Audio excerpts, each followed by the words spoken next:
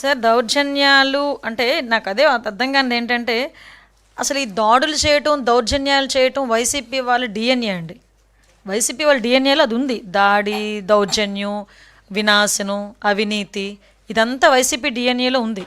నేను దాని గురించి మాట్లాడలే. ఈరోజు ఒకటి ఆలోచించండి, ఈ దాడులు జరుగుతున్నాయి, ఇవి జరుగుతున్నాయి, అవి జరుగుతున్నాయి అని చెప్పేదానికి ఎలక్షన్ కమిషన్ కూడా చూస్తుంది.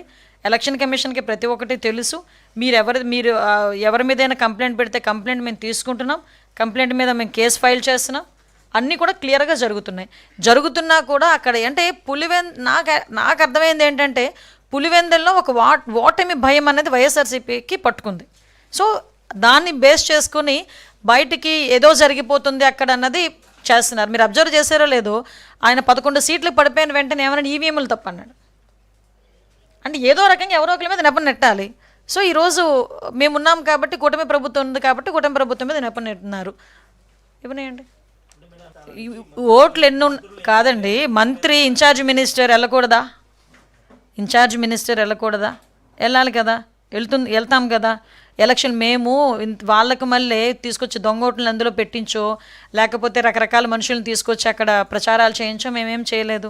మీరు 10,000 ఓట్లు ఉన్నాయా, 1000 ఓట్లున్నా, 10,000 ఓట్లున్నా ఎలక్షన్ అన్నది as per election commission guidelines ప్రకారం ప్రజాస్వామ్య పద్ధతిలో జరగాలి.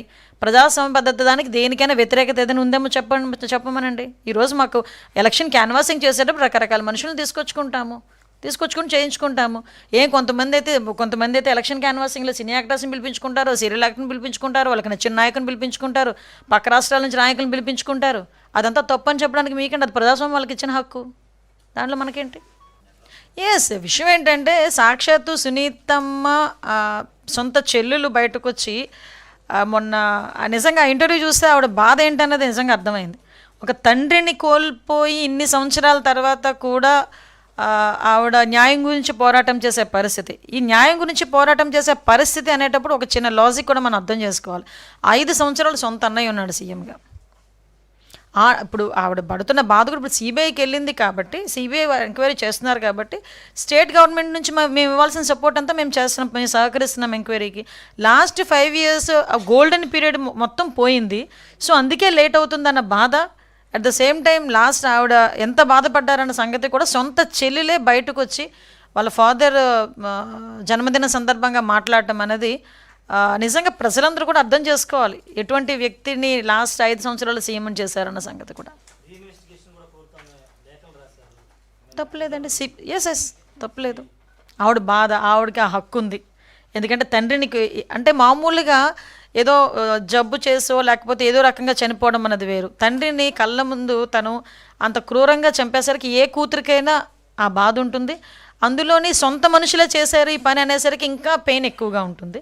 ఆ పెయిన్ కొద్ది తను మాట్లాడారు. ఇన్వెస్టిగేషన్ ఆవిడకి ఆ హక్కు ఉంది.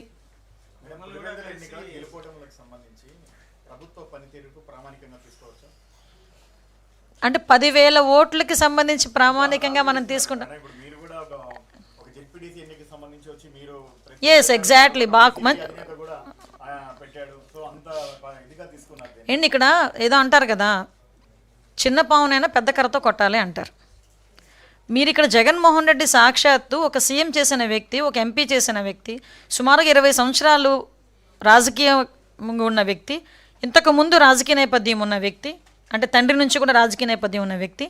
ఎలక్షన్ కమిషన్ ఏం చేస్తుంది, రాష్ట్ర ప్రభుత్వం ఏం చేస్తుంది అనేది క్లారిటీ కూడా లేకుండా నోటుకొచ్చినట్టు ట్విట్టర్లోని వాళ్ళ ఎమ్మెల్యేలు, వాళ్ళ ఎంపీలు, వాళ్ళ నాయకులు బయటకు వచ్చి నోటుకొచ్చినట్టు మాట్లాడుతూ ఉంటే మేము ప్రజలకి ఆన్సరబుల్. దయచేసి ఇక్కడ పులివెందుల ప్రజలకి కానీ రాష్ట్ర ప్రజలకి కానీ మేము ఆన్సరబుల్. కాబట్టి నేను ఈరోజు వచ్చి కూర్చొని మాట్లాడాల్సి వస్తుంది. అక్కడ మీరు 10,000 ఓట్లు కాదు, మీరు 2,000 ఓట్లు కాదు, 1000 ఓట్లు ఉన్నట్టు కూడా నేను వచ్చేలాగే మాట్లాడతాను.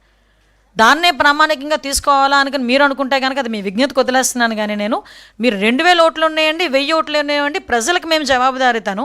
అక్కడ ఏం జరుగుతుందన్న విషయాన్ని వాళ్ళు తప్పుదోవ పట్టిస్తున్నారు కాబట్టి అది కాదు, ఇది జరుగుతుంది, ఇది జరిగింది అనేది చెప్పాల్సిన బాధ్యత ప్రభుత్వానికి ఉంది. కాబట్టి నేను ఇక్కడ కూర్చున్నా. అది 10,000 ఓట్ల, 30,000 ఓట్ల, 10 లక్షల ఓట్ల, 1000 ఓట్ల కాదు. ఆ 1000 ఓట్లు ఉన్నా కూడా మా బాధ్యత మేము నెరవేర్తిస్తాం. ఊరుకోండి సార్, అది దీని కంపారిజనే ఉండదు.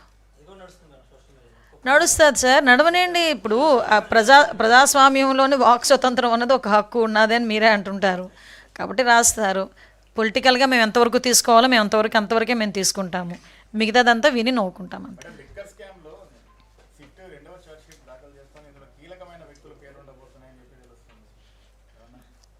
సిట్టు విచారణలో తేలుతుంది కదా, వాళ్ళ పన్నాలు చేసుకునేవ్వండి, మనం ఎందుకు ఇప్పుడు ఇన్వాల్వ్ అవ్వాలి?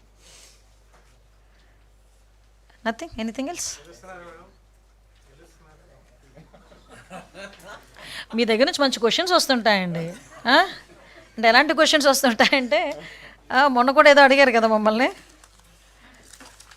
ఎవరికి వాళ్ళం మేము గెలుస్తామనే మేము పోటీలో దిగుతాం, గెలుస్తామనే పోరాటం చేస్తారు, గెలవాలనే కోరుకుంటాం, గెలుస్తామనే ధీమా కూడా మాకుంది. ఓకే, అర్థమైందా?